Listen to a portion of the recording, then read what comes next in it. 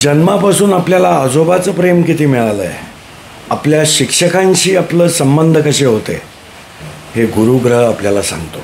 कुंडली न बघता फक्त या गोष्टींवरून देखील आपण गुरुग्रह व्यक्तीचा चांगला आहे वाईट आहे हे आपण सांगू शकतो. आपला रंग आपल्याला किती आवडतो, गोल्डन कलर आपल्याला किती आवडतो, यावरून देखील गुरुग्रह कुंडलीत किती चांगला बसला आहे हे आपल्याला कळतं. धर्माप्रती लहानपणापासून किती आस्था आहे, किती ओढ आहे, यावरून देखील गुरुग्रह कुंडलीत किती बलवान आहे हे आपल्याला कळतं.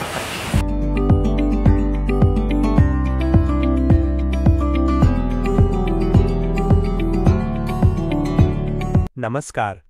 ज्योतिष साक्षर मोहीमला आपला पाठिंबा द्यावा आणि भारताचे अमूल्य शास्त्रांचा मूळ गाभा प्रचार अभियानात सामील व्हा. लाईक, सबस्क्राईब, कमेंट, शेअर करा. नमस्कार. फाउंडेशन परिवार. प्रत्यक्ष भाव बलशाली व प्रत्येक स्थानचे शुभ फळ मिळविण्यासाठी शास्त्रोक्त, पुराणोक्त, साधे पण लाईफ चेंजिंग रिझल्ट्स देणारे सरळ उपाय जाणून घ्या आणि प्रत्येक स्थानाचं महत्त्व आणि रहस्य उलगडणारे भाष्य श्री सुहास जोशी यांच्या मार्गदर्शनातून. नमस्कार. मी सुहास वसंत जोशी पुनश्च आपलं तथास्तु चॅनलमध्ये स्वागत करतो. ज्योतिष साक्षर मोहीम ही जी आपल्या तथास्तु चॅनलच्या मार्फत आपण सुरू केलं आहे, तर त्याच्यामध्ये आपण कुंडलीतले 12 भाव, आपले राशींची एनर्जी आणि आता एक एक ग्रहांची आपण ओळख करून घेतोय. तर आज आपण गुरुग्रहाच्या कारकत्वावर, त्याच्या एनर्जीजवर आपण लक्ष देऊयात, त्याच्यावर आपण त्याला समजण्याचा आपण प्रयत्न करूयात. गुरुग्रह हा मुळात विष्णू देवताला, आपल्या धर्माला, आपल्या धर्मस्थानांना हा रिप्रेझेंट करणारा ग्रह आहे.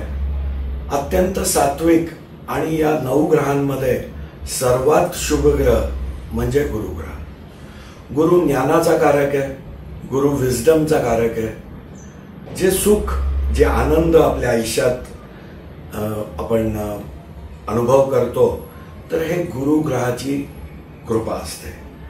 ज्या व्यक्तीच्या कुंडलीमध्ये गुरुग्रह काही अडचणींमध्ये आहे, गुरुग्रह अडचणीत सापडलेला आहे, पापग्रहाच्या दृष्टीत आहे, शत्रूच्या घरात आहे, तर त्या व्यक्तीच्या आयुष्यामध्ये त्याला कौटुंबिक सुखात कायम न्यूनता असते.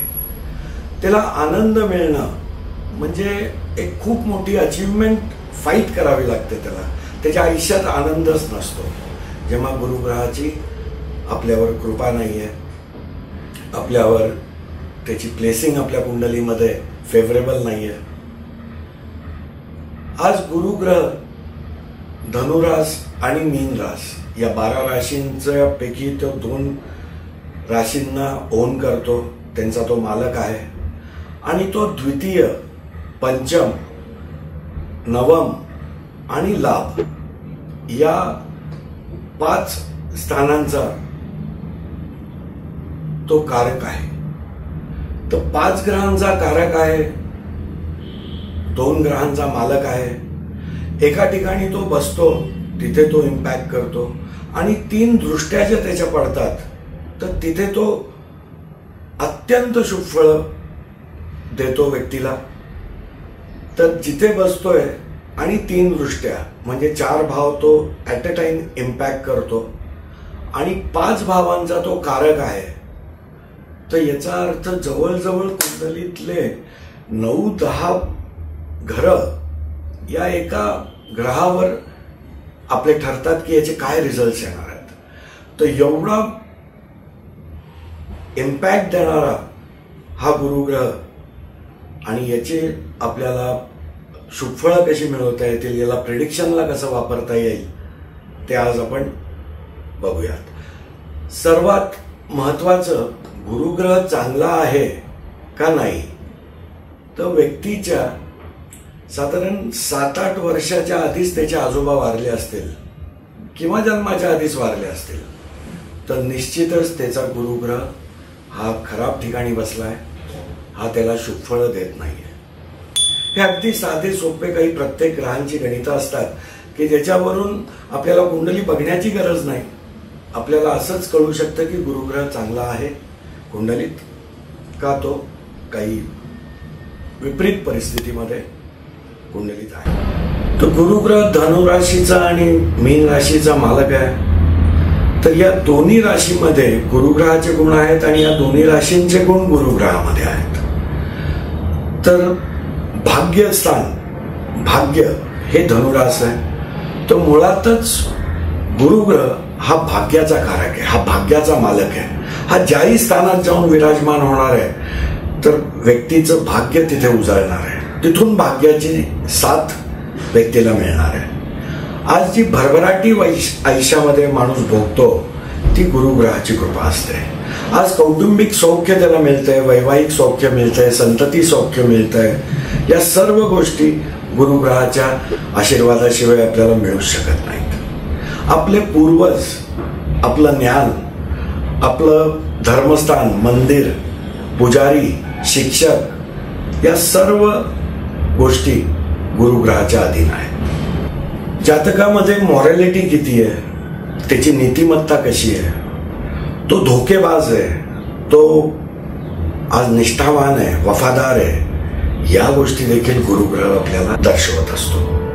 मीन रास जी शेवटची रास आहे तिथे अध्यात्म, मेडिटेशन, योगा, जंगल, उंचाचं ठिकाण, डोंगर या सर्व गोष्टी मीन राशीत येतात आणि मीन राशी गुरुग्रहाच्या अधीन आहे. तर या सर्व गोष्टींवर देखील गुरुग्रहाचं आधिपत्य आपण बघू शकतो.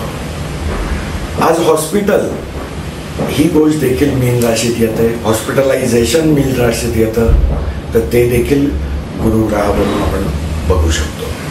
आज गुरुग्रह बंधन योग पण देतो.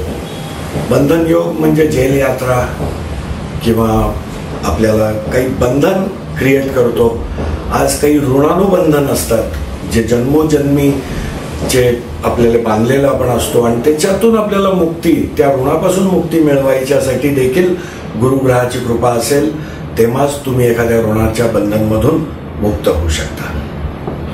आज गुरुग्रह कर्क राशीत उच्चीचा असतो आणि मकर राशीमध्ये तो नीच होतो. तर कर्क रास ही जी चौथं घर मुळात काळपुरुष कुंडलीमधलं, तर इथे मातेला दर्शवतो. तर माता ही कुठल्याही व्यक्तीची प्रथम गुरु असते, म्हणूनच गुरु तिथे उच्चीचा आहे. आपलं राहतं घर हे चौथं घर आहे. आपल्या घरातलं एकूण वातावरण हे चौथं घर दाखवत आहे. तर गुरु तिथे उच्चीचा होतो कारण गुरु त्या घरात विराजमान जेव्हा होतोय तर घरात एक धार्मिक वातावरण आहे, घरात एक सोज्वळ सात्विक असं वातावरण आहे. घरातली लोक सुशिक्षित आहेत, घरातली लोक मॉरल असणारी लोक आहेत. कुणाच्याही बद्दल छळ, कपट हे त्यांच्या मनात कधीच येऊ नाही शकत. कारण गुरुग्रह जेव्हा उच्चीचा असतो तर त्याची सर्व रिफ्लेक्शन्स गुरुग्रहाचे स्वतःचं प्रतिबिंब आपल्याला त्या व्यक्ती आणि त्याच्या व्यक्तिमत्वामध्ये दिसत असतं. चौथं घर कर्क राशीवरून आपल्याला सिंहासन, राज सिंहासन हे देखील कर्कराज दर्शवते आणि तिथे गुरु उच्चीचा असतो. म्हणजे व्यक्ती नीतिवान आहे, व्यक्ती बुद्धिमान आहे, व्यक्तीचं विजडम, व्यक्तीची बुद्धी ही जेवढी श्रेष्ठ आहे, त्याचं ज्ञान, त्याच्यामुळे त्याला राज सिंहासन देखील तो वाटू शकतो. हे पण आपल्याला गुरुच्या तत्वांवरून आपल्याला ओळखता येतं. आज मकर राशीमध्ये गुरु जे नीचीचा होतो, तर नक्की याचा अर्थ काय की गुरु नीचीचा होतो म्हणजे काय? तर दशम स्थान हे मकर रास येते. मकर रास बॅटल फील्ड आहे, कर्माचं स्थान आहे. आज कर्म, तुम्ही आज घरातून नोकरीला जेव्हा निघता, व्यवसाय करायला निघता, तर आज आपल्या ऑफिसपर्यंत पोहोचणं, बस पकडताय, तुम्ही ट्रॅव्हल करताय, तुमची स्वतःची गाडी आहे, टू व्हीलर आहे, मध्ये ॲक्सिडेंट होऊ शकतो, मध्ये कुणाशी वादविवाद होतात गाडी चालवताना. तर हे बॅटल फील्डच आहे. आज आपण आपल्या ऑफिसपर्यंत पोहोचणं आणि ऑफिसवरून घरी येणं आणि ऑफिसमध्ये जे आपण काम करतो, तर या सर्व गोष्टी एक बॅटल फील्ड प्रमाणेच आज या कलियुगात आपण बघतोय.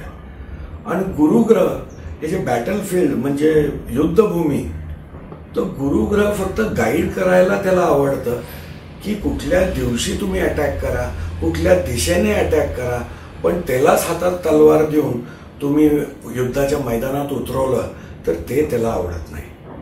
त्यामुळे गुरुग्रह मकर राशी, जी मेहनतीची, जी बॅटलफील्ड आपण म्हणतो, त्या राशीमध्ये तो नीचीचा होतो. आज गुरुग्रह म्हणजे सुखाचा तो कारक आहे. तर सुख कुठलं? तर ज्या सुखासाठी पैसे खर्च नाही करावे लागत, असा आनंद, असा सुख हे गुरुग्रह आहे. आणि जे पैशाने विकत घेऊन आपल्याला सुख वाटतं ते शुक्र ग्रहाकडे आहे. तर गुरुग्रह त्यामुळे सात्विकता त्याची जी आहे, तर आपण अगदी छोट्या गोष्टी लहान मुलांबरोबर खेळलो आणि त्याचा जो एक 10 मिनिटाचा आनंद आला, हा गुरुग्रहाचा आहे. आणि हजारो रुपये आपण उडवले आज, त्याच्यामुळे जी एक मस्ती येते, गुरमी येते, ती शुक्र ग्रहाकडे आहे. शुक्र ग्रहाकडे पैशाने विकत घेणारं सुख अवेलेबल आहे. पण पैशाने विकत जाऊन तुम्ही आज कुठल्याही दुकानामध्ये, मॉलमध्ये 1 ग्राम सुख देता का? 1 करोड रुपये मी देतो, तर मिळत नाही. ते फक्त गुरु, आपलं ज्ञान, आपली बुद्धी, आपलं विजडम हेच आपल्याला देऊ शकतं. आज देवाची उपासना, आज देवाचे मंत्रजाप, याच गोष्टीमधून खरं सुख माणसाला मिळू शकतं. आणि ज्याच्यासाठी 1 रुपयाही खर्च करण्याची आपल्याला गरज नाहीये. आज लहान मुलांचा अभ्यास घेणं, त्यांना काही गोष्टी व्यवस्थितपणे समजावून सांगणं, आज घरातल्यांबरोबर वेळ घालवणं, मंत्रजाप करणं, नामस्मरण करणं, देवाचं दर्शन घेणं, या गोष्टीने गुरुग्रहाचे शुभ फळ आपण मिळवू शकतो. गुरुग्रह आपल्या कुंडलीत कसाही असू दे, तो हळूहळू करून आपल्या शुभत्वाकडे यायला सुरू करतो. गुरुग्रह हा घमंडाचा पण कारक आहे. तर ज्याही व्यक्ती ज्ञानाकडे वळायला लागते आणि ज्ञान त्याची वृद्धी व्हायला लागते, तर आपोआपच आपल्याला अभिमान असणं आपल्या शास्त्राचा, आपल्या ज्ञानाचा, आपल्या धर्माचा, हे चांगला गुण आहे. पण तोच आपल्या घमंडमध्ये, त्याचं अहंकारात त्याचं रूपांतर होत असेल, तर गुरुग्रहाची अशुभ फळं तुम्हाला लवकरच मिळणार आहेत, हे व्यक्तीने समजून घ्यावं.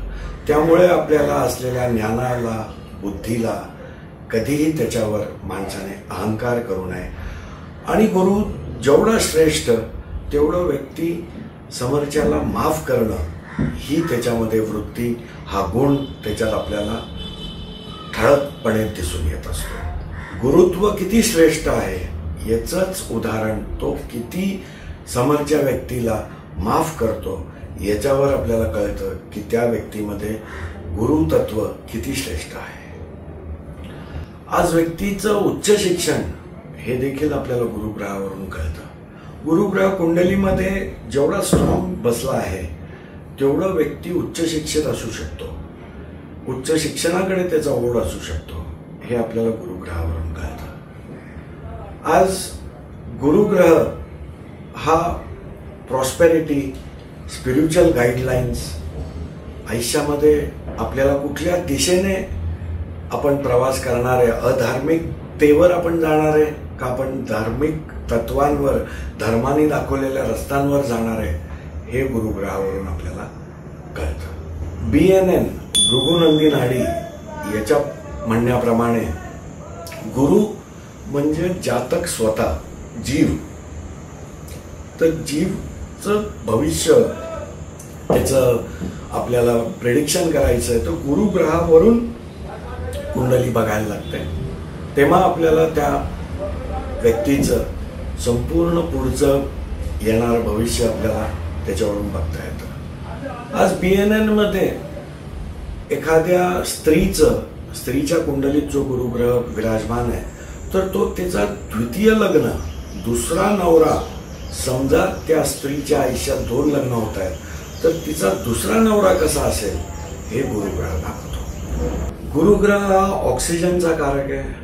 ज्या ऑक्सिजनच्या मुळे आपण जन्म घेतल्यापासून आजपर्यंत जो श्वास घेतो, त्या ऑक्सिजनचा गुरुदेव कारक आहे. म्हणूनही कदाचित त्याला जीवकारक म्हणतात. कारण आज ऑक्सिजनच नाही भेटलं तर व्यक्ती तडफडून मरू शकते. 2020 साली गुरुग्रहाचं भ्रमण मकर राशीतून होतं. मकर रास गुरुदेवाची नीच रास. तर ऑक्सिजनची कमतरता त्यावेळेस तुम्ही बघितलं की कोविडचा जो फर्स्ट फेज सेकंड फेज जे काय आलं त्याच्यामध्ये ऑक्सिजनच्या कमीमुळे लोक कशी तडफडून मेली. तर आज हे एक मोठं ऋण आहे आपल्यावर की आपण जन्मापासून फ्रीमध्ये आपण ऑक्सिजन घेतोय निसर्गाकडून आणि त्याची परतफेड त्याचे ऋण वाढत चाललंय आपल्यावर. ते फेडणार कसं आहे आपण? परत कसं ऑक्सिजन आपण देऊ शकतो जे आपण एकदा वापरलं? तर आपण वृक्षारोपण करून आज पिंपळाचं झाड हे सर्वात जास्त ऑक्सिजन देणारं 24 तास ऑक्सिजन देणारं आणि वडाचं झाड. तर या 2 झाडांचं आपण वृक्षारोपण करून जेवढे जास्त आपल्याला ही वृक्ष लावता येतील आणि निसर्गाला आपण आपलं जे ऋण आहे आपण जे श्वास ऑक्सिजन घेतला आहे निसर्गाकडून तो आपण पुन्हा एकदा निसर्गाला परत देऊ शकतो. आणि गुरुचे जे ऋण आपल्यावर जन्मोजन्मीचे असतात ते फेडण्यामध्ये हे वृक्षांचं रोपण त्यांची सेवा करून आपण ते ऋण फेडू शकतो. आणि गुरुग्रहाची शुभफळं यामुळे निश्चितच आपल्याला कुंडलीमध्ये मिळायला लागतात. हीच वृक्ष आज जिथेही पिंपळाचं झाड आणि वडाची झाडाची संख्या खूप आहे तिथे कधीच पावसाची कमी नाही होत. तर आज ही झाडं लावून आज कर्क रास ही जलतत्वाला दाखवते तिथे गुरुग्रह उच्चीचा असतो. तर आपल्याला पाऊस जे पाणी आजपर्यंत आज जन्मापासून आपण वापरलंय पिण्यासाठी असेल काय तर हे निसर्गाने आपल्याला फ्री दिलंय. जो श्वास आपण घेतोय हा फ्री दिलाय. पण याचं व्यक्तीला म्हणूनच काही महत्व नसतं. फुकटची गोष्ट ही कधीच माणसाला लाभत नाही, त्याला किंमत राहत नाही. तर तसेच आजचे लोक आपल्याला वागताना आणि त्यांचं जी आज निसर्गाची देणगी आहे त्यांना त्याची नासडी करताना दिसतात. त्याचं देखभाल करताना त्याला वाढवताना आपल्याला ते दिसत नाहीत. तर जीही व्यक्ती वृक्षारोपण करेल त्या झाडांची सेवा करेल तर ती निसर्गाला आपलं जे देणं राहिलंय आपलं जो श्वास ऑक्सिजन आज आपण परत देऊ शकतो. पाऊस पडण्यासाठी आपण मदत करू शकतो या वृक्षारोपणनी.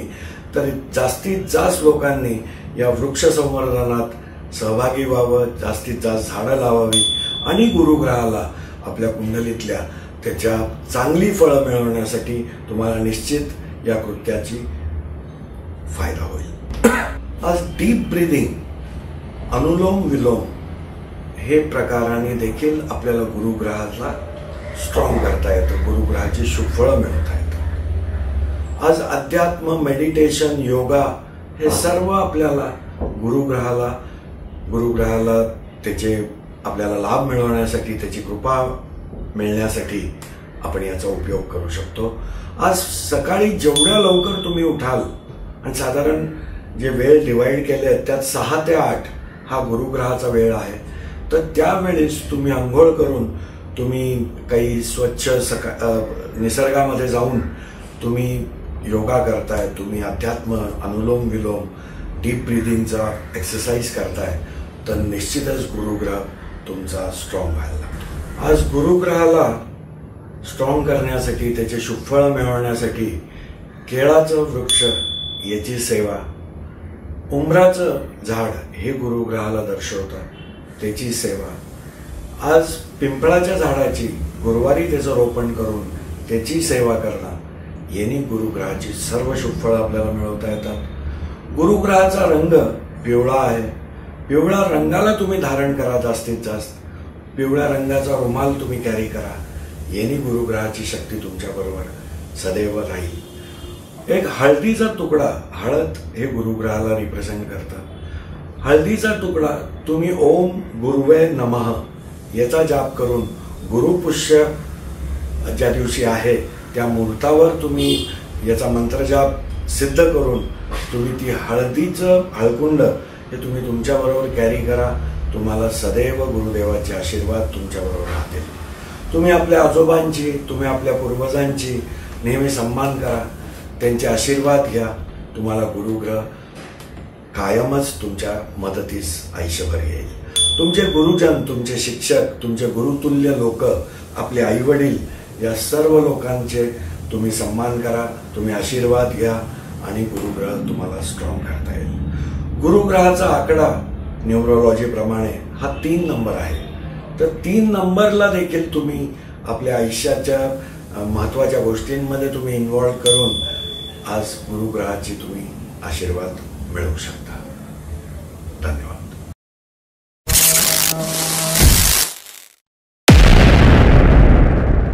Thank you for watching.